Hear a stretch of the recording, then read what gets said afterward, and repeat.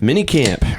Yeah. Because we've officially had some of the first mandatory practices for this 2024 Vikings team. And guess what? Justin Jefferson was in attendance. He was there. Now, it probably helps that he just got a nice fat contract. Well-deserved. A big fat contract with a PH. But even last year, he didn't show up for OTAs. What's the word? Non-mandatory? What's optional? What? OTAs are organized team activities, which I think are optional. But when you get to minicamp, you have rookie minicamp first, and then you have regular minicamp after that. And I think rookies have to report to rookie minicamp, and then everybody has to report to mandatory minicamp. But last year Jefferson wasn't at the non-mandatory OTAs, but then he showed up to the mandatory minicamp, which is what we all expected even before the extension anyways, and he signed, and it wasn't a big deal, and he was there, and we saw pictures of him greeting JJ McCarthy, and everything is great, and Super Bowl bound Minnesota Vikings. But yeah, we got some talkers here. So I was trying to look for some good good articles out there that kind of wrap up and give an entire information on what we saw at minicamp, and there was a few out there, but I found one on the dailynorseman.com that was pretty good. Warren Ludford wrote this one up. He just kind of took a bunch of information. It seems like an aggregate article, but it's still pretty good. I think he wrote most of it anyways. But he talks about a few big topics that came up through minicamp, and I thought it'd be a good talker for us. So what's the first one? The first big thing in that article. By the way, go check out the article, listeners. We'll link it down below. It's a good, confirmation. I'm not able to find words right now, and I've had 3 sips of beer. It's a good collection of information from minicamp. You've done a fine job, I thought. So he compiles a bunch of information around the different topics, the different storylines kind of heading into minicamp here. The biggest, most obvious, now that the Justin Jefferson contract has been inked, it's done, it's set in stone, and he's going to be a Viking for 5 more years. At least, yes. The biggest storyline is the quarterback situation. And this is really the first chance for coaches, the media, anybody watching at TCO, and us not as fortunate that have to kind of watch through Twitter and whatever we see on other social media outlets and whatnot.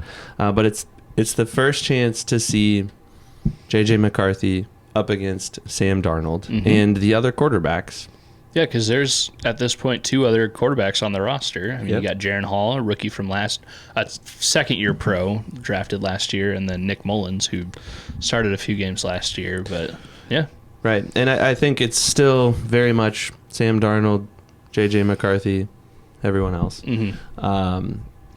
But I think the big storyline up to this point, Monday, June 10th, is when we're recording currently, has been that Sam Darnold has looked pretty darn good and has seemed to impress the coaches, and doesn't seem like he's going to be a pushover for that starting job.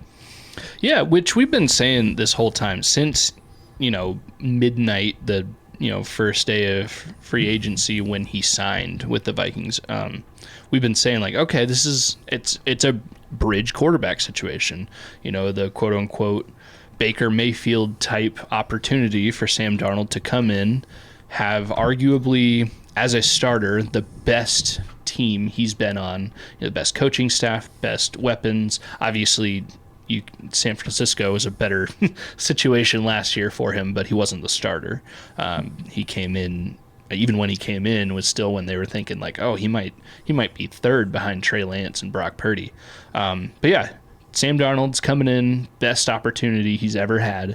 And there's a little bit of, you can kind of look at it both ways. The pressure's kind of off because everybody knows, even him, that he is not the future of the franchise. He's not quarterback of the future. However, I mean, and we've talked about this before. I think I brought this up with the guys in Breakfast Ball. Like, he could make things really frustrating and really interesting if he comes out and, as Dustin Baker has said, the most Viking thing ever would be for Sam Darnold to actually be good.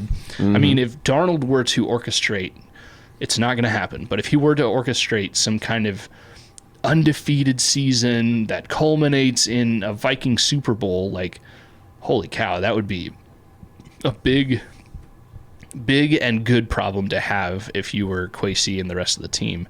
But yeah, he's not going to, like you said, he's not going to just roll over. He's not just keeping the seat warm. I mean, he's a competitor. All these guys on this team are competitors. They're going to fight for their lives. Yep. Whether Sam is thinking he's fighting for his next 10 years as being the Vikings quarterback, number one, or he's really trying to put it out there and show people like, yeah, it took a while for my career to warm up, but I'm not laying down. Like, I'm fighting for my career, and I'm going to be a starter for the rest of my career somewhere, whether it's in Minnesota or not. Obviously, we're expecting McCarthy to take over. But yeah. That was kind of the gist of this section of Warren Ludford's article, though, is for Darnold, this is kind of a prove it type of off-season and potentially regular season too. Like, even if he's not the bona fide starter, once we get into the season, he's got a lot to prove. And this is what Warren Ludford is trying to say here, I think, is this is kind of his last chance. If he doesn't prove anything here, he's washed up and he's done, and he might be a career backup, and that's it at best. Yeah, it's his last chance and probably his best chance. I don't think he could have really asked.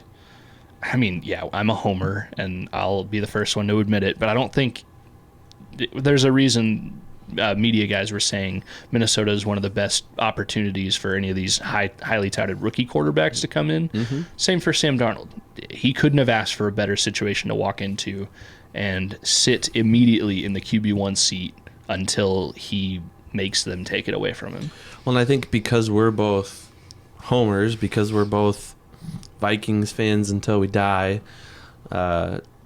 we kind of reserve judgment on a guy like him. Like, we're not immediately in love with this guy. We're not like, oh, Sam Darnold, he's the guy, he's the answer, he's going to lead us to a Super Bowl. But we're also not sitting here saying like, oh, I can't believe they took him in free agency. I can't believe we're stuck with him. You know, it's the week one starter for sure. And I hope JJ McCarthy, comes in and just lights it up and takes that starting job from him almost immediately and blah, blah, blah. Like, there's a lot to be seen. The proof will be in the pudding.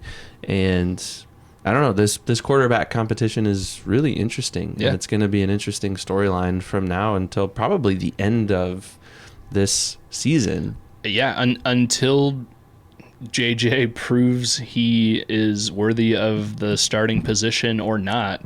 Yeah, you're right. It's going to be something that we kind of talk about until it's not a talker anymore, which should drag on for a while. I think you had a really good point, though, that I hadn't really thought about, is Sam Darnold isn't the guy that would have totally divided Vikings fandom in like, yes, he's the guy, and I don't care who they draft, like, he's gonna do it, or no, this guy's terrible. Like, think about if Russell Wilson, like, if they actually would have signed him, like, that would have been. Well, think about Kirk Cousins. Kirk Cousins was kind of polarizing when he first became a Viking. I mean, there were people that loved him and people that hated him, and I remember, this was long before this podcast started, but my opinion was, well, let's just see what he can do. I mean, we kind of saw what he can do in Washington, but he didn't really have a team in Washington. He didn't have the supporting cast around him. I mean, he had like maybe one or two decent receivers. He didn't have a running game to speak of at all, and I think their defense was terrible. So, and then, of course, we got 6 really good seasons. Mostly good. I mean, yeah, there were definitely some up and down. I'm guilty of having periods of time with Kirk Cousins where I'm like, get rid of him. Like, I did start off like, oh, I'm super excited, he's really good, and then it's like, I did wishy-washy for probably 2 to 3 seasons, and then ultimately, I came around and he was my quarterback. But obviously, right now, I'm not upset that the Vikings have Darnold and McCarthy. So I saw a really funny video It was one of those, I don't know, a TikTok reel kind of things where it's obvious that they've come up with a script and it like cuts back and forth between the different players. And I think it was like Arthur Blank, the owner of the Falcons, and the fans maybe of the Falcons. And it was kind of it was like this conversation back and forth between the owners and the fans or something like that. And it was like, yeah, we got Kirk Cousins. This is going to be great. He's a really good quarterback. And then the other side of the conversation is like, yeah, on Sundays before 7 o'clock. And that was just like the rolling theme of the whole video. I'm probably misrepresenting the whole thing, but the theme was like, yeah, on Sundays before 7 o'clock. Yeah, noon on Sundays is the best, the only good Kirk Cousins. Which, have fun with that, Falcons fans. It's kind of dawning on me that we're not, until Darnold or McCarthy make their own narratives, like we are done with the prime time. They can't win in prime time and hasn't beaten a winning team and stuff like that. Like that moved to Atlanta. That's not Minnesota that narrative anymore. has moved on from Minnesota. It's gone south and east, which is fine. But hopefully neither of those guys develop a similar narrative with the Vikings. That would just be frustrating to be stuck in this, like, well, maybe it's not the quarterback. Maybe it's the franchise that just can't win those big games. That can't win in prime time. That can't win on Monday night. That can't win those Christmas Eve games or whatever. Yeah. Like, that's frustrating. There is something cool right now to be in a situation where not all of our eggs are in one basket, quarterback-wise. Like, I think most rational Vikings fan is perfectly fine with Darnold being the week one starter and starting the majority, if not all, the games this season and seeing how it goes as long as you develop JJ.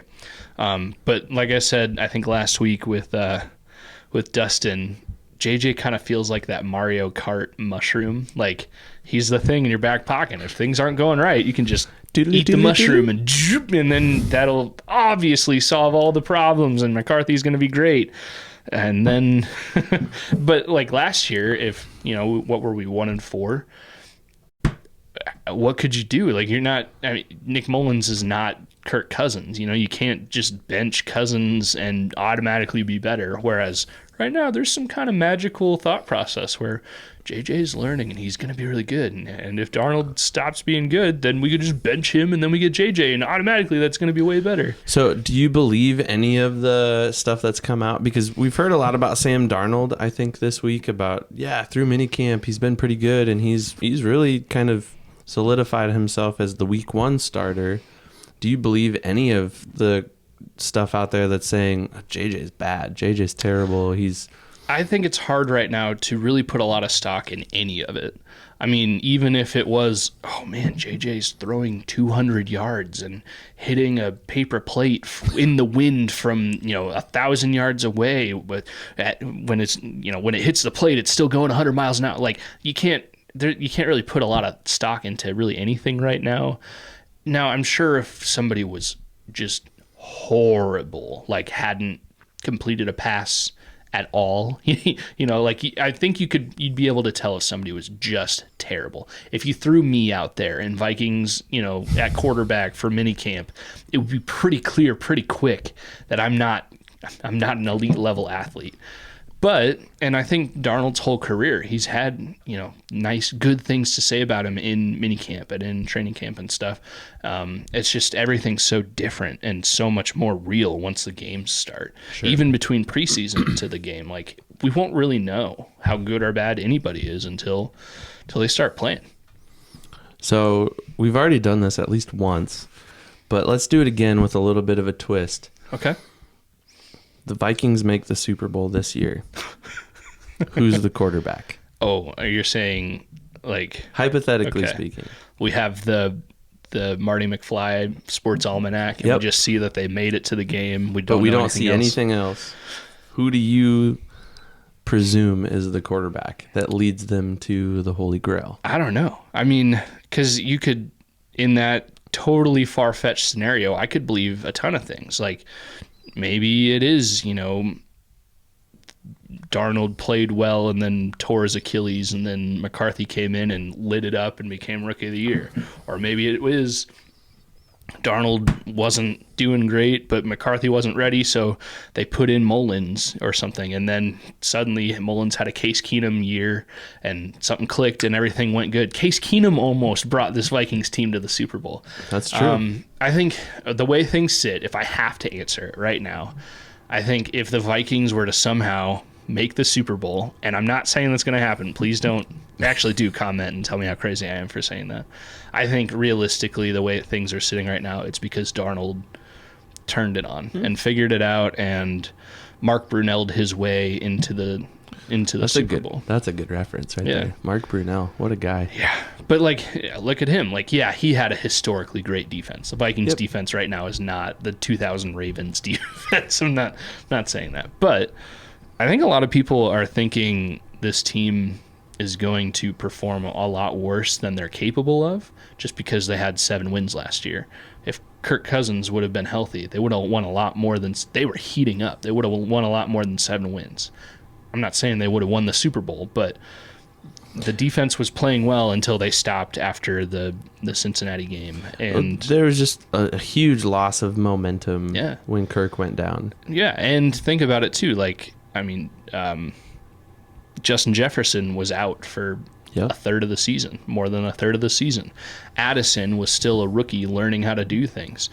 It was, once the season was pretty well lost, but Hawkinson went down, and he might not be back until week 7 this coming year, which that's another talker we'll get to. But,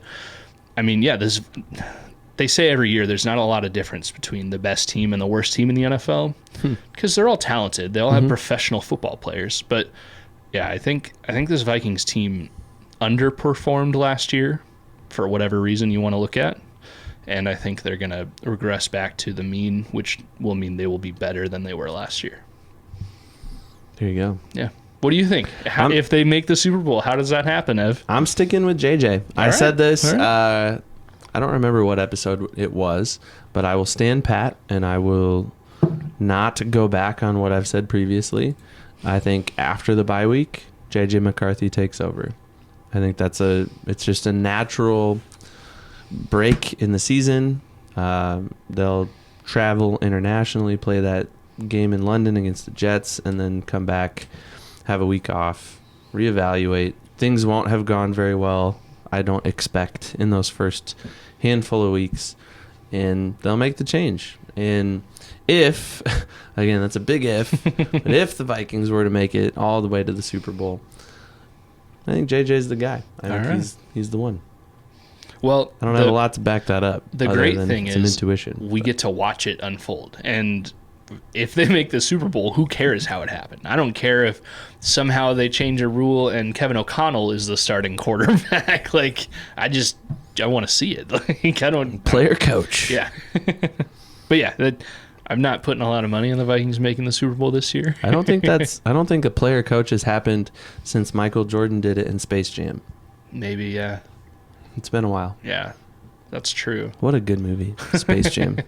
And to be real, I don't think a player coach could happen.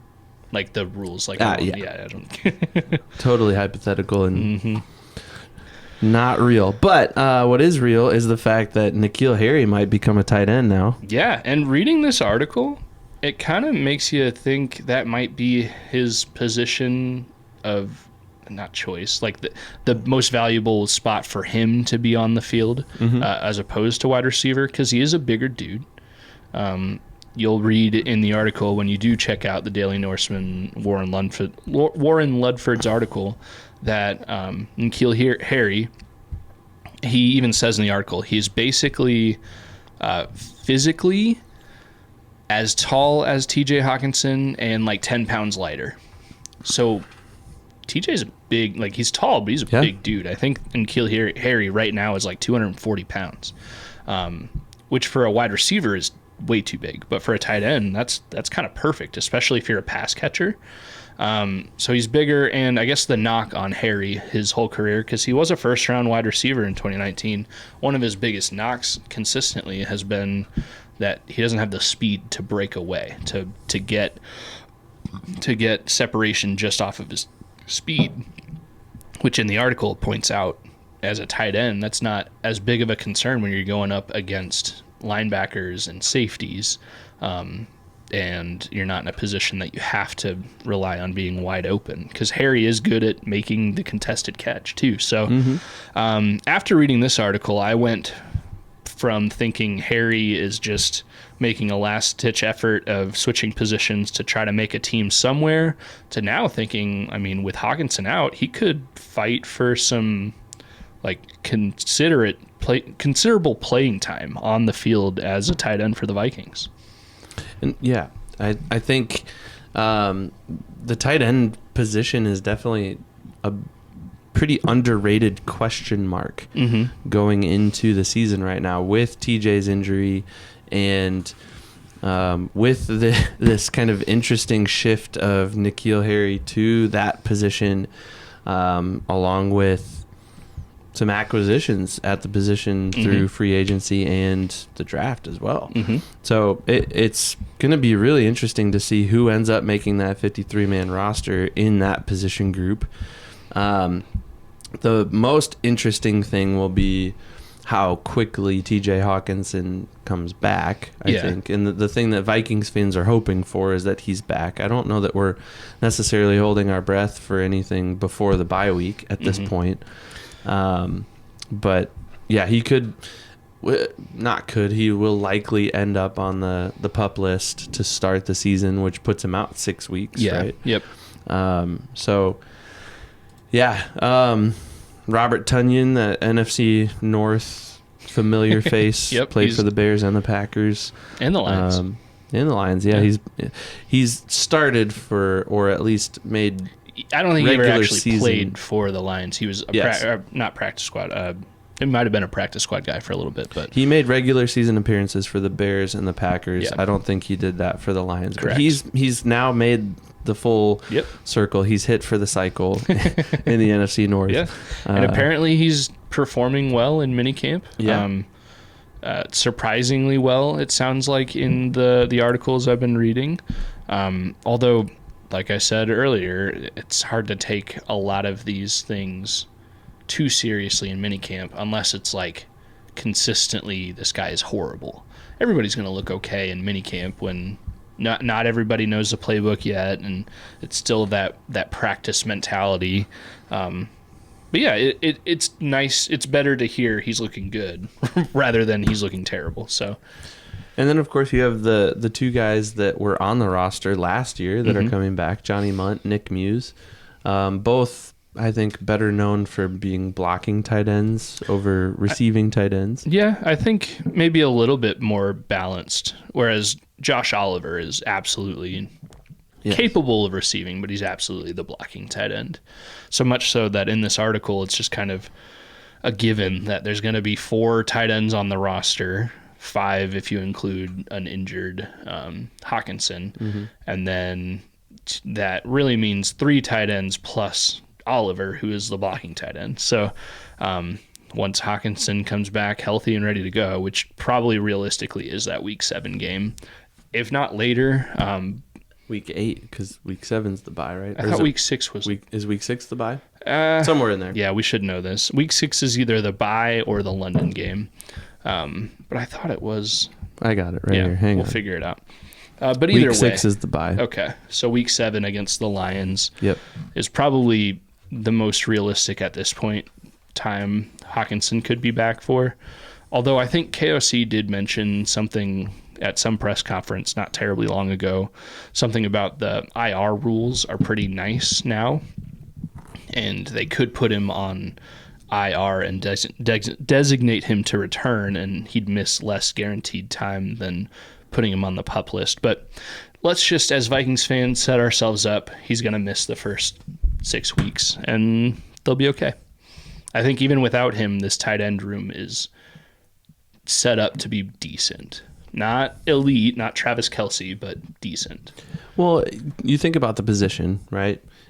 Aside from the Chiefs and Travis Kelce, you need somebody who can be a reliable run and pass blocker on the outside, and you need somebody who can break out, run a route, and catch a pass, and bowl his way forward for a handful of yards. And you may have just described in order Josh Oliver, and if we're reading this article right, maybe N'Keal Harry.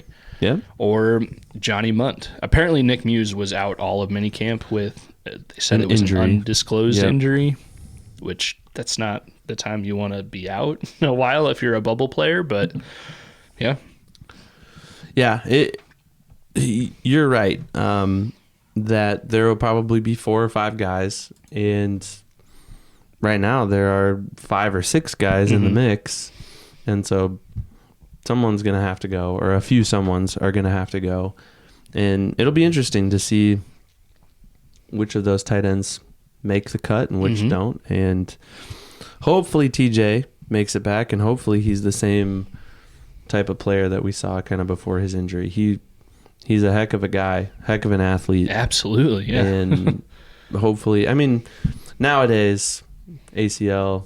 Yeah, it's a season ender, not a career ender. Right. Anymore. It used to be a career ender. So hopefully he can come back stronger than ever and lead us into the black.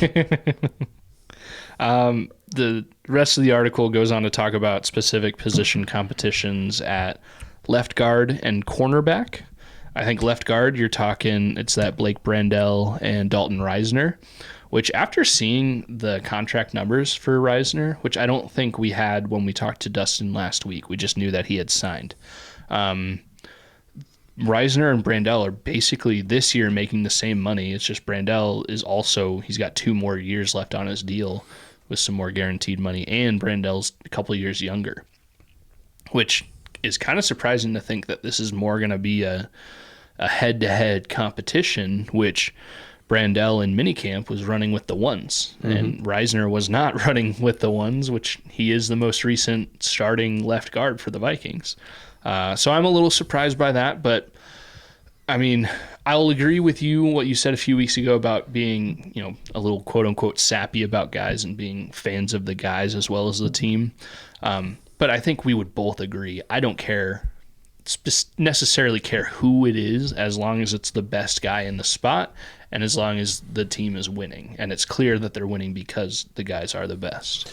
Well, Reisner said in his press conference after signing his deal that he's ready to go. Yeah. And he's ready to play whatever he needs to play to make the position. He said, I'll play left guard, right guard, center, right tackle, left tackle, running back, wide receiver, whatever you need me to play, I'll play. Yeah. And that's not a direct quote, but that's a summary of what he said. And I truly believe if in a game they said, Dalton, you're the flanker, get out there, he might in his head be like, what?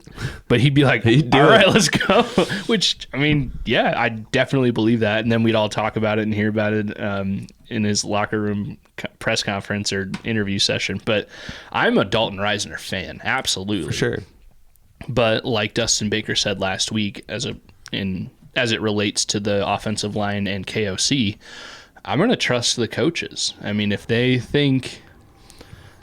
thought one of these rookie guys was better than Bradbury at center, like, all right, I guess he won the job. I want the team to win, and then I want these guys to be good. I want to like these guys. At worst, at the left guard spot, I think you've got depth. At worst, right? You've got 2 guys that are familiar with that position. They're familiar with Bradbury right next to them. And they're familiar with the offensive scheme at this point. Both of them are, Brandel and Reisner. Yeah, Brandel's been a Viking for a few years. Yeah. So at worst, you have depth. At best, you have a really healthy competition, and the better guy's going to play, and the other guy's going to come in when the other guy either A, needs a break, or I think Brandel's the better run blocker, and I think Reisner's the better pass blocker. So at best, or at worst, I don't remember which one I started with now. But anyways, when it all comes down to it, you can flip-flop based on what kind of play you're running. And that doesn't it's not like hockey where you can in line make substitutions kind of as the play's going. But I mean, you can make substitutions every several plays if you need to, and you can run a guy in and run a guy out. Yeah. Based on what you're doing. And of course you don't want to show your hand to the defense and, Reisner's in, so we're going to pass, obviously. Yeah. But I don't know. I think having two guys at that position opens up a lot of really nice possibilities, and the depth alone is encouraging. Yeah.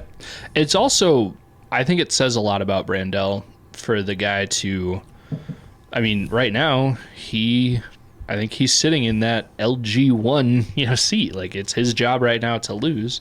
And maybe it's just let's see what he can do with the ones in minicamp when we're just trying to see what everybody can do. But for a guy, I mean, Reisner and Brandel have both been on the team. Reisner 1 year, Brandel for a handful of years. With these coaches, everything, this offensive coordinator, everything. Brandel's not some random guard that they signed from the Chargers or something. Like, they both have equity with the playbook and the team and the coaches. I think in that scenario, if Brandel is still getting more looks, that kind of makes you more impressed with Brandel, because he's showing some improvement. And maybe, like you said, competition can only make this better, and I think either way, this means the left guard position is going to be in a good spot. Iron sharpens iron, and maybe Blake was sitting on the sidelines last year watching Dalton get all these reps at the starting left guard in game, and he just was taking mental notes, like, all right, this is what I need to do in order to be more successful at that position. Yeah. Maybe. I don't know. Either way, I'm excited. And I know, regardless of what Reisner's feelings internally are, he's only ever going to be outwardly a good teammate. And they'll all play. When have we ever seen all 5 offensive linemen play every single play of every single game? Woo. Oh, no. That got out of control fast. Evan got excited. His beer overflowed. That got escalated. You quickly. You got a whole roll of paper towels down there. I do have some paper towels. We're ready to go. But either way, left guard position, it's going to be in a good spot no matter who's actually playing on game day. Cornerback position, which was really the rest of that article, basically was saying Shaq Griffin. Yep. He's running with the ones. And then who else did it say? Was it Andrew Booth was running on the other side with the ones? And Byron Murphy was taking a lot of time on the inside. I might be getting that wrong. I think maybe they said Byron Murphy was on the outside. Byron Murphy on the outside is what the article says. And yeah.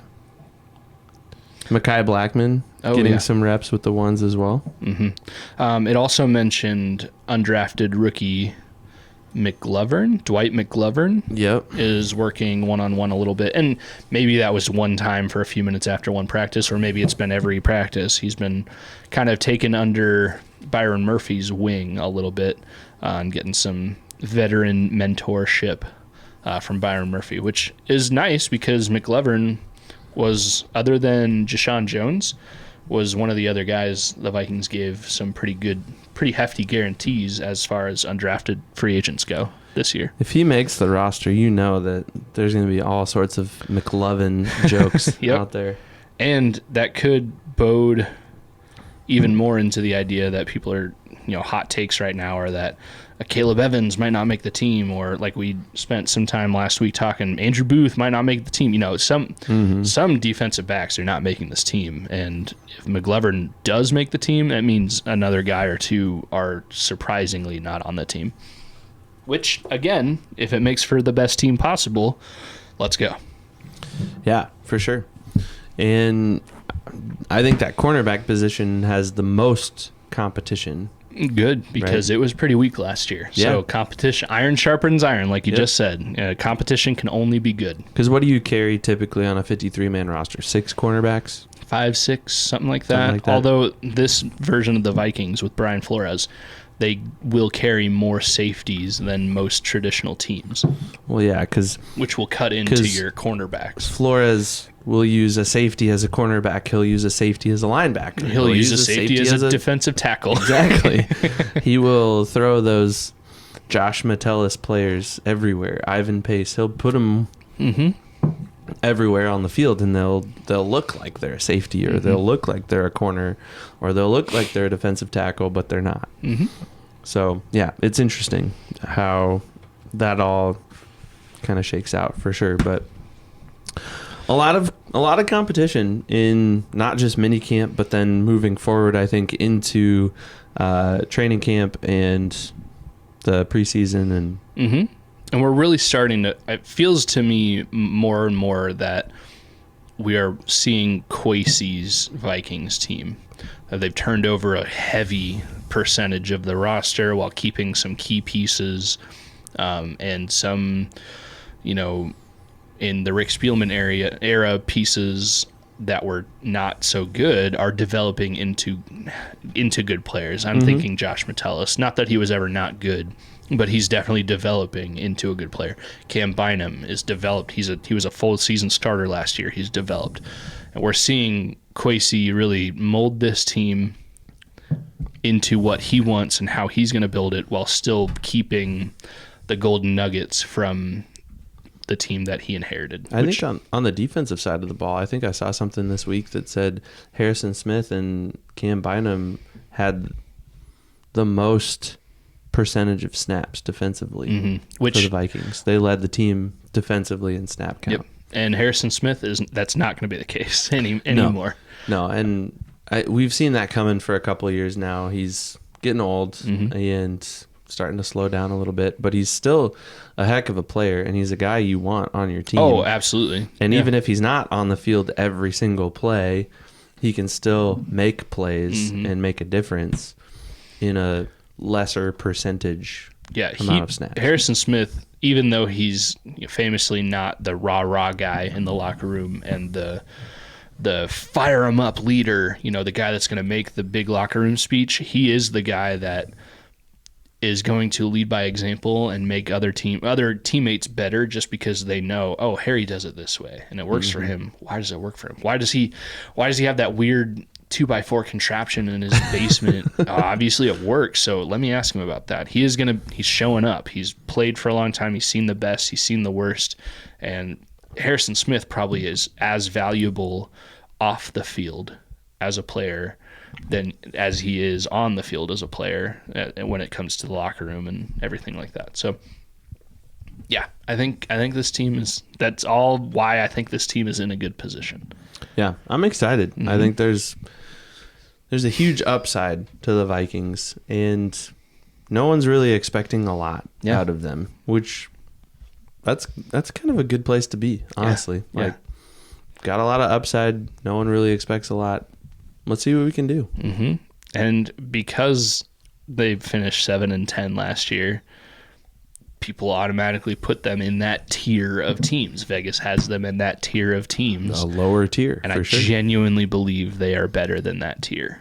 Yes, I'm Homer. Yes, I'm going to see the good over the bad, but I really think they're going to, if they perform the way they should, they'll get 10 wins. You are, and we can go back, and viewers out there, you can go back. You are more optimistic now than you were a year ago. Oh, yeah. I think. About the Vikings. Absolutely. But I will be able to back this up, and I will back it up when we do, in the next few weeks, when we do our week-by-week win or lose prediction of the whole schedule. I'm excited for that episode. It's going to be fun. Yeah, it's coming, and we're going to have to squeeze that in here.